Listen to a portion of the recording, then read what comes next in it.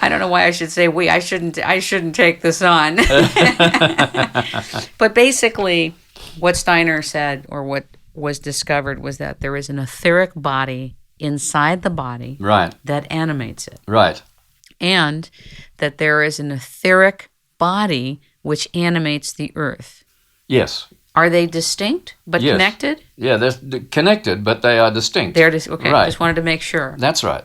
And so, in the context of what you just said about Wilhelm Reich, where does Wilhelm Reich's discovery with orgone energy connect with these two pieces? Well, in the first place, let me emphasize that Dr. Reich never read Dr. Steiner. That is in his writings, that he never read Dr. Steiner, ever. But he just said that the anthroposophists, the people who followed Steiner, were the most human people that he had come across, but he had never read Steiner. So there is no connection, actually, direct connection between Steiner and Reich, not at all, except other than the fact that they're both Austrians. Okay. But that... something must have been really happening in Austria for all this to come out of there. That's quite a place, Austria. Have you been? Yeah. Yes, I wish I could go again. Well, maybe you will. Maybe I'll require you deliver a rainfall there. Right. But that is how the two of them, they were more or less contemporaries. They never met. And they were both Austrians at the same time, so it's very strange. But those are the things that are guided from the spiritual world. In other words, it was not required that Dr. Steiner meet Dr. Reich, and vice versa, that they did not meet. There was a reason for that, I'm sure. Is it so that possibly there wasn't a competition or any type No, of... I don't think it had anything to do with that. That they wanted two separate knowledge streams to come into and coexist. That's right. Gotcha. And and I came along and put the two of them together. All right, so you're a born synthesizer, I take it. Yeah, that's right. What motivated you to come into weather engineering?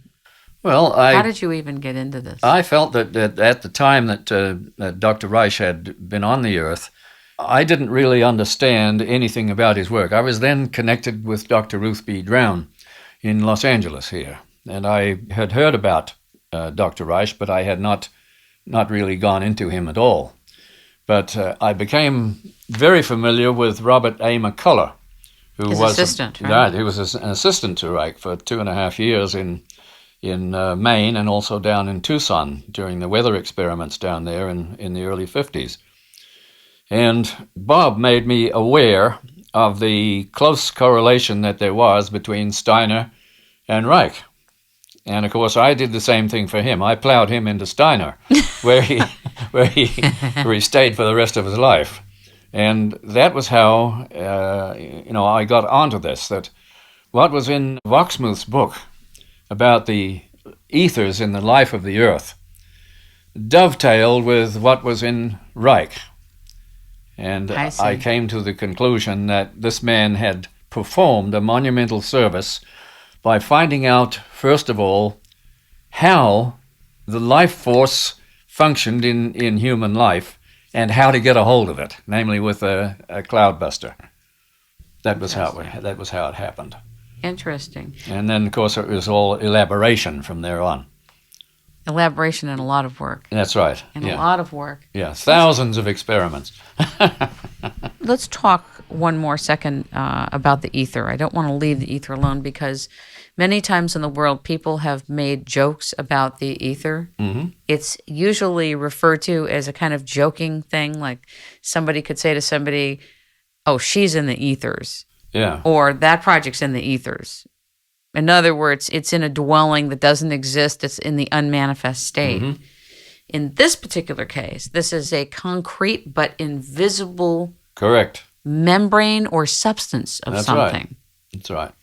And it's so specific. Talk about the function of the ether with regard to weather engineering, so then we can talk about the weather engineering. Well, the relationship between the vital force and the physical world is brought about in terms of the weather by putting a metal pipe into water and waving the opposite end in the atmosphere so that you can entrain. What does that word mean, entrain? Entrain mean you would... Entrap? Yes. contain? It entrain it. I don't know how to explain it really. It's just a word that I use quite commonly. Entrain, you would, in other words, the energy is moving more or less randomly, and when you put that pipe in there into the atmosphere, you entrain the energy. The energy goes down the pipe. You direct it? That's right. Okay. You direct it. All right. And you direct it. And you go from there to testing out Dr. Wachsmuth's statements about how the ether flows.